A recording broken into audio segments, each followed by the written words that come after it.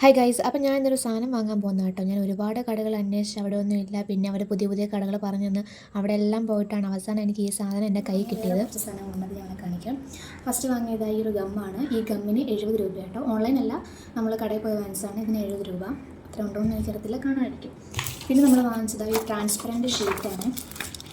ഇത് ഈ transparent sheet. ഈ ഷീറ്റിന് ഒരെണ്ണത്തിന് 3 രൂപ. ഞാൻ 3 വാങ്ങിച്ചുള്ളൂ, കാരണം ചെയ്ത് നോക്കിയിട്ട് നമുക്ക് സക്സസ് സ്റ്റോൺസ് ഞാൻ വാങ്ങിച്ചുള്ളൂ. ഇത് 3 കുന്തൻ സ്റ്റോൺസ് ആണ്.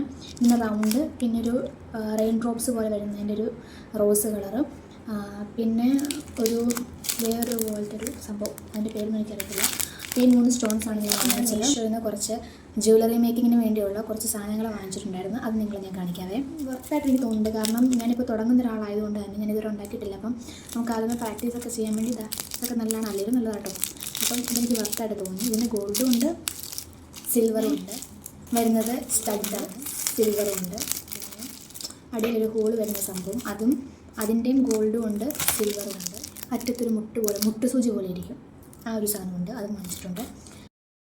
ഈ ഒരു ഹോള് പോലെ വരുന്നത്. ഇത്രയായിട്ടാണ് ഞാൻ വാങ്ങിച്ചത്.